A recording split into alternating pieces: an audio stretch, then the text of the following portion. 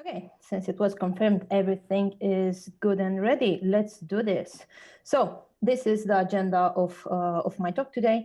I'm going to introduce myself a little because I'm quite a hermit when it comes to online activity. Then I'm going to tell you why you should get your certification. I will tell you what the exam looks like. I will tell you how much you have to invest in order to get it. I will tell you where to get it and then how to go through your study materials. And in the end, I will leave you some smart words of advice. So I only have 30 minutes, so I will just start quickly. So who am I? Well, I'm certified in Spring Core. I took my exam in 2012, and also I'm certified in Web and I passed the exam in 2014. The web certification no longer exists at the moment because all the elements in it have been compressed into the Spring Professional certification now. But yeah, it was still fun to do. This is where you can find me on GitHub, on LinkedIn, and on Twitter. Feel free to message me or hunt me down in case you need advice. I have been collaborating with APRES since 2014, and I've written 4 books of Spring. One of them got a second edition and it will get a third. And that is one of the books that I will probably recommend to you to use to study for the certification. And yeah, I think that's pretty much it. I'm delighted to be here today and talk to you about one of my favorite things in the world, cats. No, it's not cats. You're not at the wrong conference. This is all about Spring, specifically how to get you certified. So let's see, why should you do it? Well, if you ask me if you should get your certification, the answer would be yes. Why? Because it's good to validate your knowledge. You know, when you're studying something and you're not sure if you got it right or if you can actually you make money out of it, it's nice to have that validation from a trusted authority such as the company that actually backs up everything that is related to Spring. It is good to impress recruiters in case you want to get a new job, because you have no idea how much they're salivating when they see certified something next to your name on LinkedIn. And if you just start working on a Spring project, it will definitely help you jump faster into it, because you will already have a basic knowledge of the fundamentals. And if you are lucky, as I was, you might even get a book deal out of it, or more book deals. So, funny story here. Since I'm the speaker, whether you want a funny story or not, you will have it. So the reason I started writing for APRES is because after getting my first certification, I put my certification badge on my personal blog. And when I say personal, it means that I don't have many technical things on it. And apparently somebody from APRES was actually reading my blog, and they thought about it and they put a contract on it. Yeah, this is not what I had in mind when I was thinking at the time that I would be making money out of blogging. So yeah, that's pretty much it. Could you do without a certification? Of course you could. If you were lucky enough to learn Spring on the job, probably you already have the knowledge. But if you didn't, a certification will probably put a foot in the door for jobs based that require Spring knowledge. So that's pretty much it. For example, I am a full stack developer for a startup in Edinburgh, and I do all kind of stuff there. But definitely the fact that I'm certified on Spring had a lot of weight, since for my interview, I had to do a presentation and compare Spring classic configuration with something using Spring Boot. So it definitely has a lot of weight to have the Spring knowledge and to have the certification to prove it from a trusted authority. Okay, so that's pretty much it. Let's see what the exam, what you should prepare for the exam. So there's a lot of confusion since VMware acquired Pivotal in December, and a lot of links are now being redirected from pivotal.io to tanzovmware.com. But basically, this is all you need to know to start gathering materials and start preparing for your certification. you have all the official training listed under the training URL at tanzuvmware.com. And if you want to see the certifications available, you just add a /certification after that link, and that's it. Currently on their site, there are only 3 of them mentioned, and one of them is the Spring Professional, that is full on Spring, and it takes you, it offers you knowledge to microservices. The other 2 are based on Tanzu VMware runtime. If you want to see the full list of certification, they are still certifications. They are still available at Store Education Pivotal.io, and there are Spring certifications specific to your level of expertise. So if you're a Spring beginner or advanced or just looking to get that badge, you can go for the Spring Professional. If you know a little bit of architecture, if you're advanced, you can go for the Certified Developer or the Pivotal Application Architect. So yeah, there's one for every level. And if you want to, I don't know, level up, just start with Spring Professional, go to Developer, and then to Architect. This would be the normal path.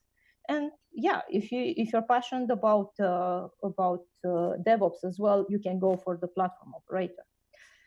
But today we are going to focus on the most important of them, which is the Spring Professional. So how does the exam look like? Well, the duration of the exam and the number of questions hasn't changed since 2012. You still have 90 minutes, you still have 50 questions, and the passing score is still 76%, which means you have to answer correctly about 38 of those questions. What is interesting for us right now, because we are in the middle of a pandemic, is that we can no longer go to an authorized examination center to actually take our exams. So it has to be done from home. How this actually looks like? Well, you'll be asked to install a typical software in order to answer your questions. You will have to have an interview with a person and prove to them that you are alone in a room with no materials you could copy from. And that person will be watching you during those 90 minutes while you do your test. And don't try to put a hoodie on or hat or do any strange movements, because they will ask what you're doing. So yeah, just focus on the exam and you should be fine. As for the questions, they are, I mean, from my personal experience, this is one of the greatest exams I've ever taken, because the questions are focused on your knowledge and not on your attention to detail or testing your mental sanity. It will not ask you to think like a compiler or to just try to figure out if something is right syntactically or not. It will just test your core or your knowledge of Spring Core. It will ask you about the bin definition, about application context, about some typical annotations and what they're used for in Spring. And all this knowledge is very, very well presented in the materials you will find online. So yeah, it's one of the best made exams I've ever taken. If you prepared well, there is no doubt in your mind when you choose an answer if it's correct or not. The questions allow you for a single answer or a multiple answer, and it will tell you what is expected from you. So yeah, that's pretty much it. And one important thing that I have to mention here, the first rule of Spring certification exams is that you do not talk about Spring certifications exam questions. You will sign a confidentiality agreement that will require you to kind of swear, pinky swear, that you will not screenshot the questions or share them with anybody else, because everybody has to come into this exam with the same chances as you. But yeah, given the certification study guide provided publicly on the VMware site, you could probably kind of know how the answer looks like. So this is a question sample for you. And to answer this question, you do not even have to take any specialized training. You just have to read the official and the Spring of reference documentation about Spring Boot. And yeah, if you had time to read it, you probably figure out that the correct option answer here is this one. So Spring Boot is an amazing piece of technology that provides a curated list of dependencies, and all of them are pre-configured, and it's designed to reduce boilerplate configuration. It definitely, and the guys that created it can confirm that they do. It definitely does not complicate deployment. That would be absurd. Okay, how much will it cost you? Well, I have a little bit of a graph for you here that I designed to tell you exactly how your investment affects the time it will take you to prepare and get your certification. So if you're going to an official course that is provided to you by VMware or authorized partners, it's going to put you quite up to speed and ready for an exam in about a month, that considering that you actually have a job and you work about 8 hours a day. If you're not going for that, using books and other publicly available materials, it will take you about 3 months. And maybe it really depends on how well you manage to associate information in your previous knowledge. But from the people that I talk to, most of them admit that without an official course, it takes at least 3 months to do that.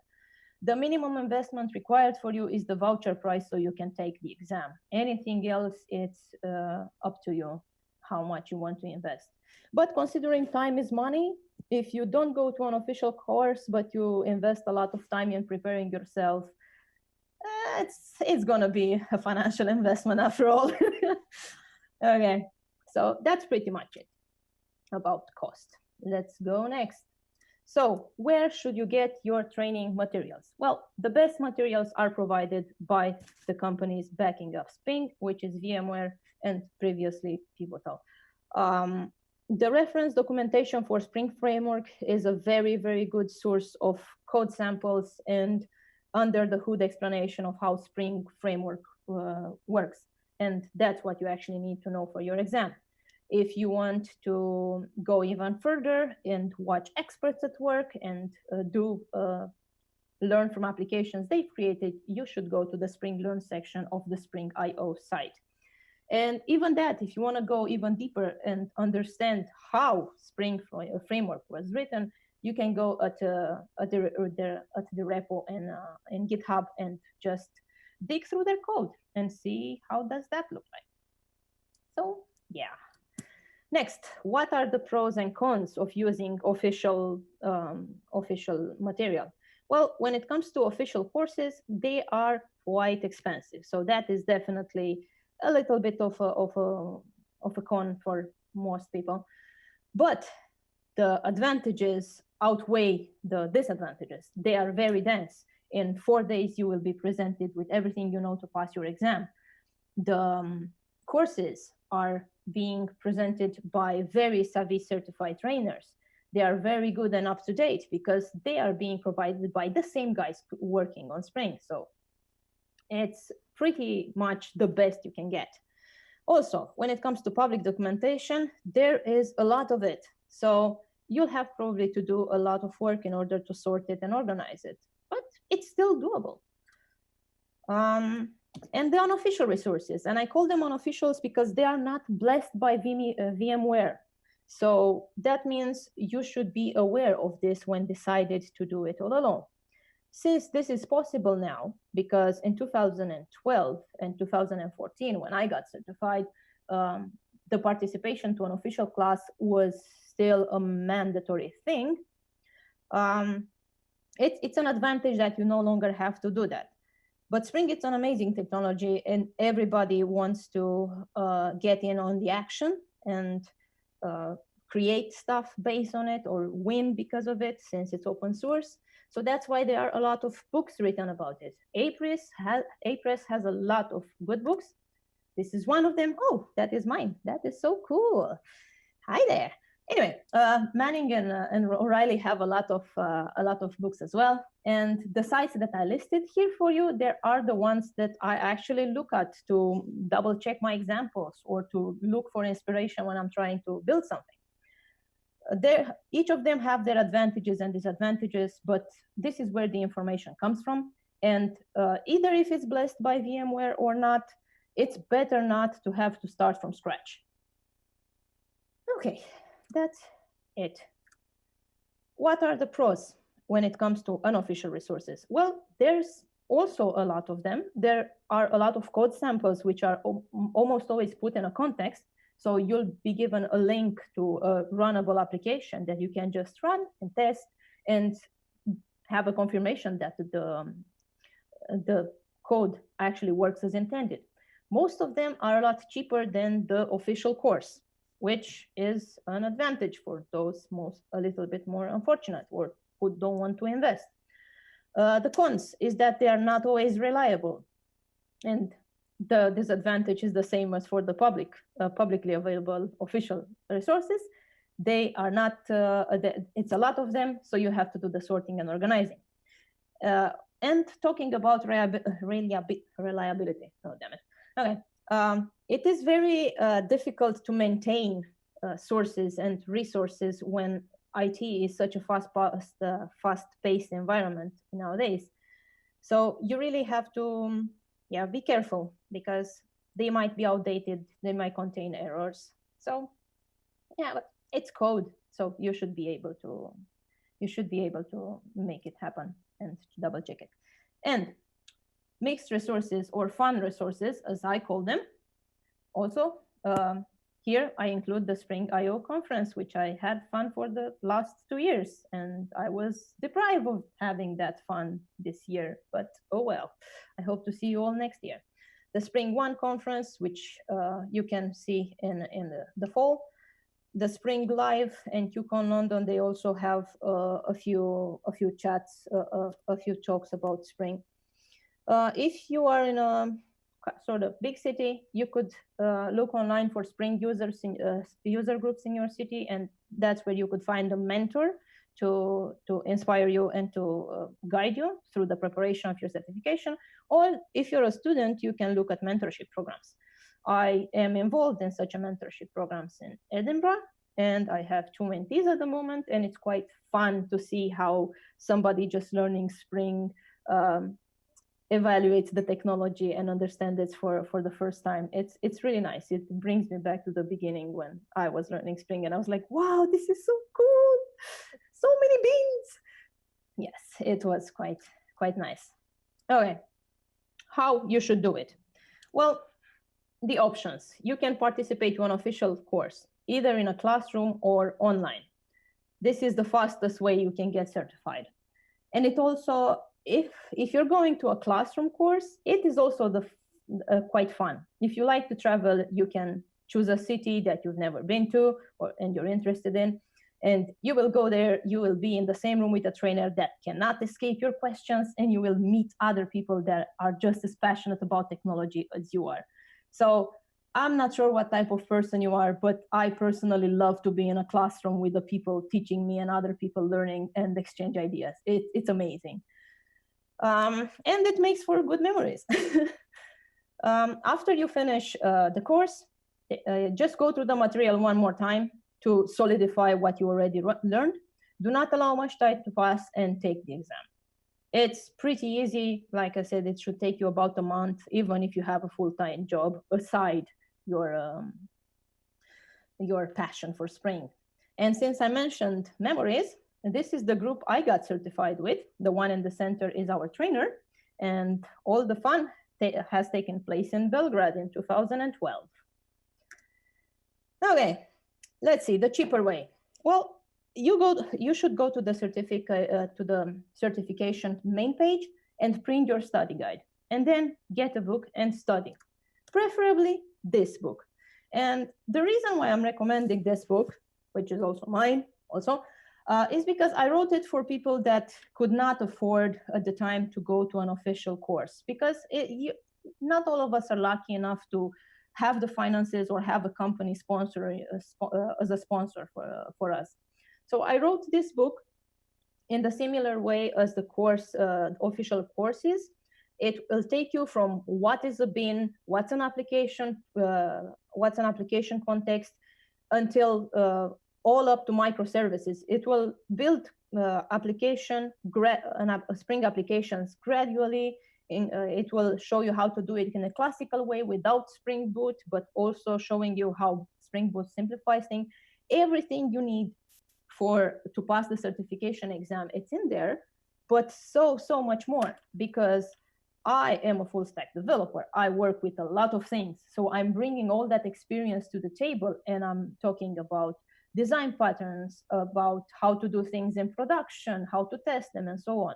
So a book brings you so much more. And in this slide, you can see there the RTFM thing that we developers like to use a lot. But the translation for me is read the fluffy manual. And I'm mentioning fluffy because this book is quite big. It's 2 kilograms heavyweight. So if you can see my video, this is it. You can definitely defend yourself with this book from somebody. The book is big because it has a lot of useful information preparing you for the time when you will actually be working on Spring projects. So not for the certification.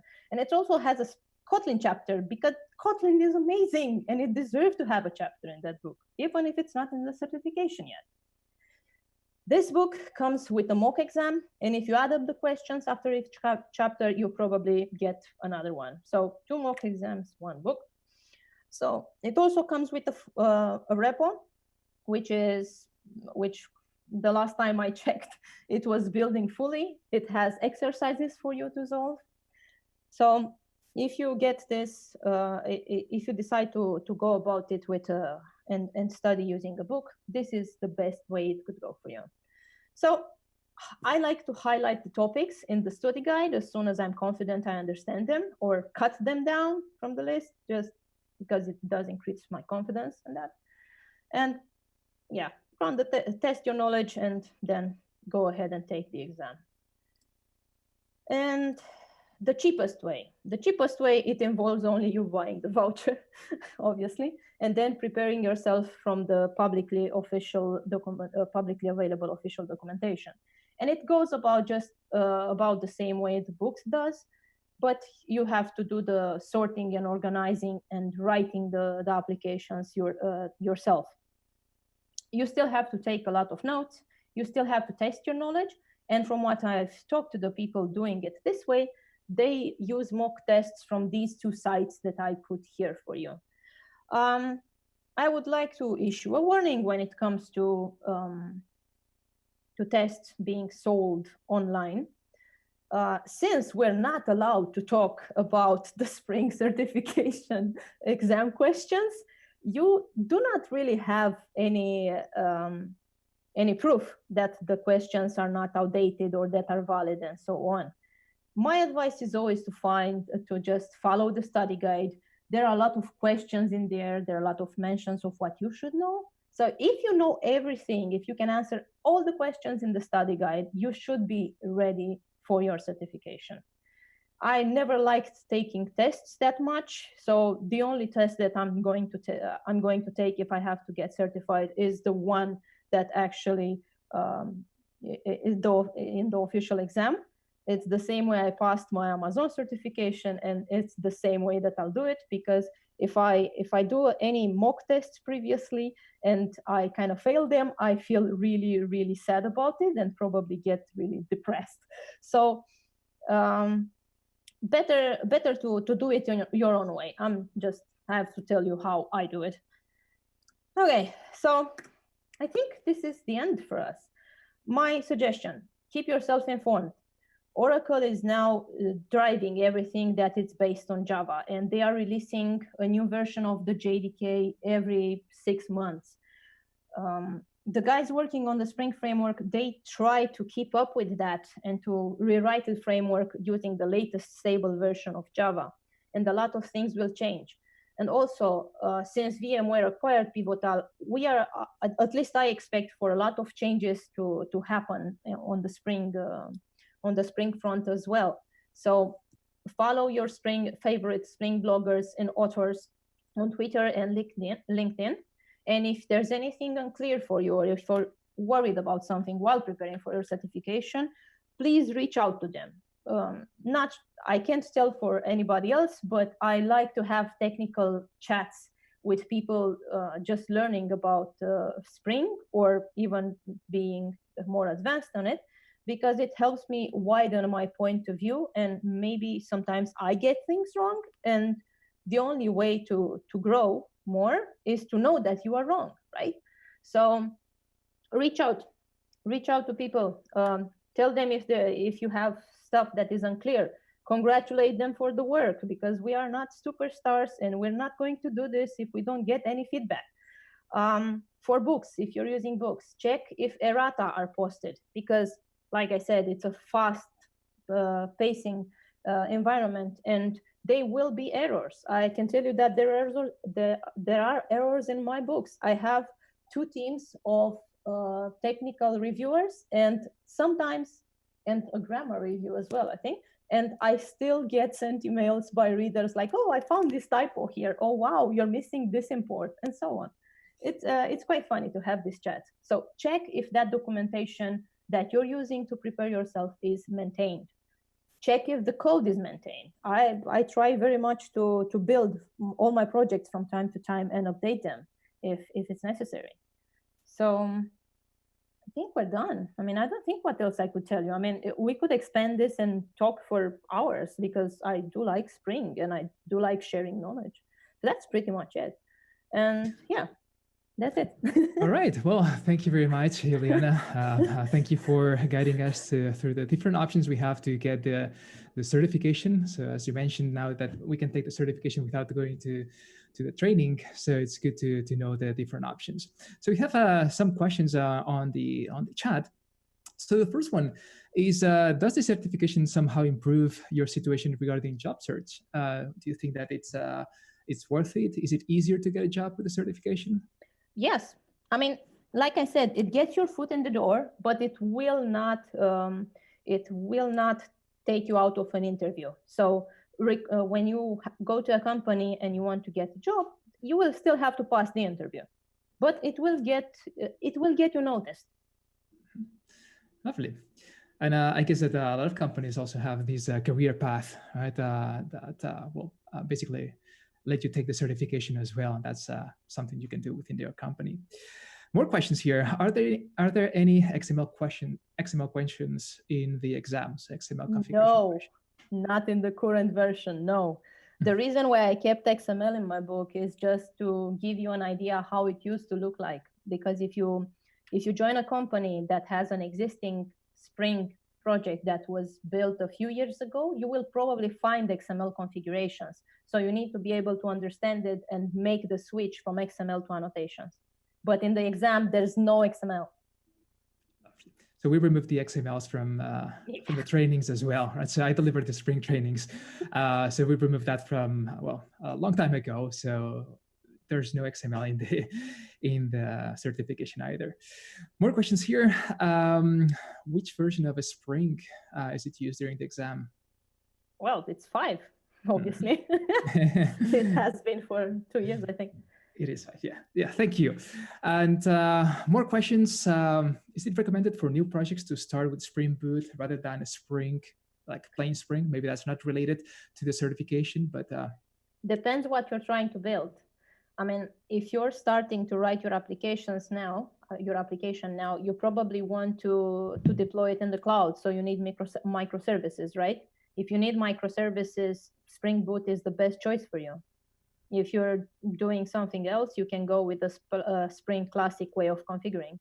But good luck finding examples on Google, because right now, if you search for anything related to Spring Boot will be just shoved in your face. But you can get my book. There are a lot of classical examples there. Lovely. How long is the certification valid for?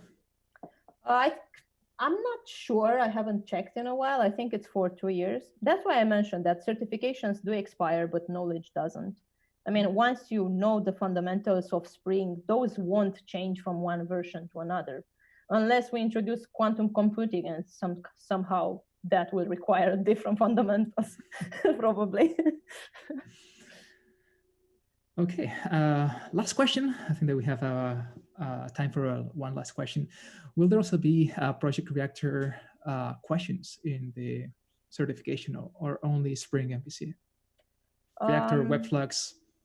I think at the moment there's no web flux in the exam unless something has changed recently. But when I wrote the book, I added the chapter just in preparation in case they will change the content of the certification. I think, Sergio, you can answer this question better than me, actually.